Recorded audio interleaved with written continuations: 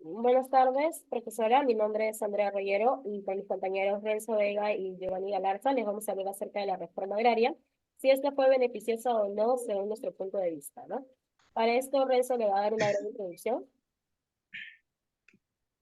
Buenas noches.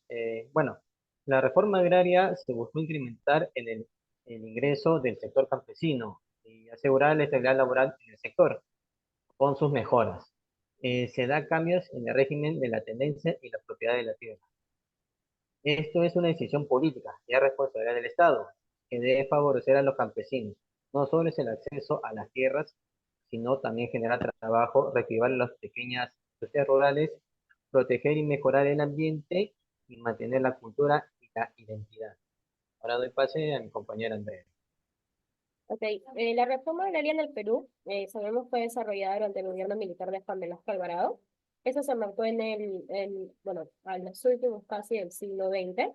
Desde principios de este siglo se debatía la necesidad de una transformación profunda en la estructura económica y social del campo, ¿no?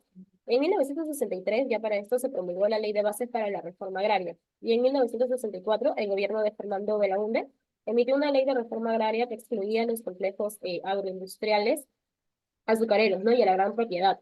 Sin embargo, ya para el 69, el gobierno revolucionario de las Fuerzas Armadas promulgó el decreto de ley 17716, que mencionaba, pues, ¿no? Que en el aspecto político se presentó como un intento de democratizar la propiedad de la tierra, reduciendo el poder de los grandes latifundistas, terratenientes, fomentando la participación de pequeños campesinos en la toma de decisiones de estas tierras. En ese sentido, se puede argumentar que contribuyó a una mayor equidad, ¿no? En la distribución del poder de tierras, que fueron redistribuidas, así como la promoción de cooperativas agrícolas y el establecimiento de límites de la propiedad de la tierra. Sin embargo, a pesar de que lo vemos como algo beneficioso y que de hecho sí fue significativo para la vida de muchos campesinos, eso también enfrentó una serie de críticas y aspectos negativos, y uno de ellos es que se implementó de una manera autoritaria y descentralizada con la expropiación de tierras sin una compensación justa. Por ejemplo, viéndolo ya desde el aspecto económico, esta reforma buscaba de redistribuir la tierra de manera más equitativa, lo que teóricamente se sentía como una mejora para la condición de vida de los campesinos. Sin embargo, como mencionaba, fue lo contrario, fue la expropiación forzosa de tierras y faltas de incentivos para la inversión privada en la agricultura, lo cual produjo una escasez de alimentos, produjo inflación, y eso siguió afectando la economía del país, ¿no? Por lo que vimos la crisis económica de la década de 1980.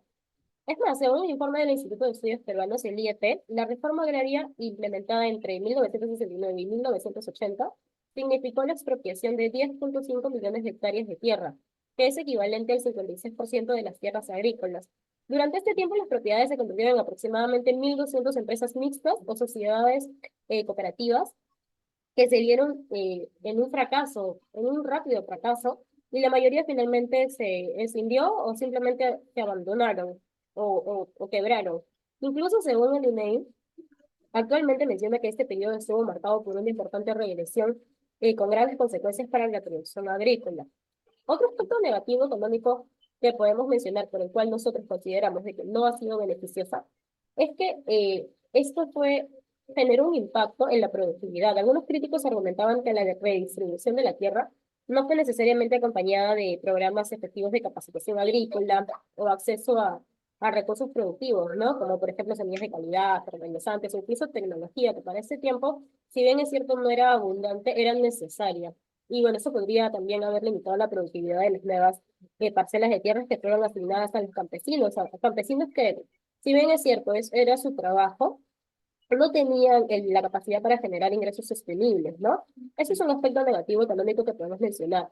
Como aspecto político, podemos mencionar la polarización política. Cuando hablamos de polarización política, nos referimos a la división o a la agudización de las diferencias políticas entre distintos grupos de la sociedad, ¿no? En este caso, refiriéndonos exactamente a la reforma agraria, tenemos los que estaban los partidarios de la reforma y los opositores de la reforma. En los partidarios teníamos al gobierno, a los campesinos y los sectores más pobres de la sociedad, así como también algunos partidos políticos y movimientos sociales que abogaban por la redistribución de la tierra como un medio para promover la equidad, ¿no? Como por ejemplo tenemos el Partido Aprista. El Partido Aprista, si bien es cierto, en un momento se vio inmerso en que no era lo más asequible o lo más sensato generar esta redistribución de tierras, finalmente optó por estar de acuerdo por un tema de populismo, se podría también comentar, ¿no? Por el tema de quedar bien ante el poblador. Con respecto al otro grupo que mencioné, tenemos a los opositores de la reforma, que bueno, estuvo conformado por terratenientes, empresarios y sectores conservadores que se oponían a esta reforma justamente porque ellos eran los propietarios de esta tierra. Entonces, esta reforma amenazaba sus intereses económicos y obviamente la propiedad privada de la tierra, porque le estaban quitando sus tierras para dársela a otros campesinos. Si bien es cierto, generaba equidad, generaba para ellos una baja económica, porque le estaban quitando sus tierras forzosamente.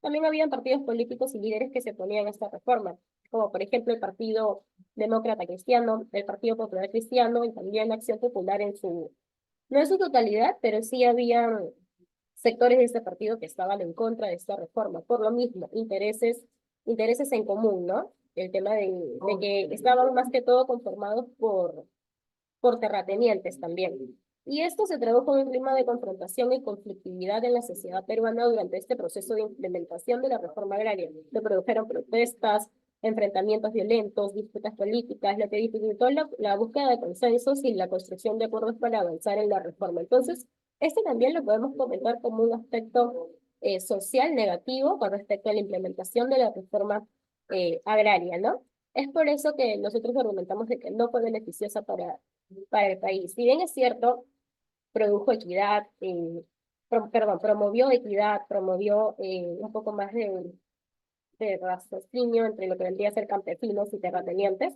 no consideramos que fue beneficiosa del todo. Para ello, mi compañero Martín Giovanni les va a dar unas conclusiones de nuestro punto de vista. Claro, en conclusión, aunque ha logrado algunos avances en términos de la redistribución de tierras y derechos para los campesinos, también ha enfrentado desafíos en su implementación y ha generado controversia sobre su actividad a largo plazo.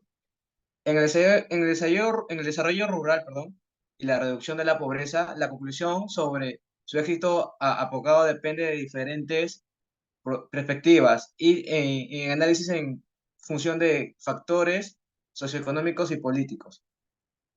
Y eso es todo.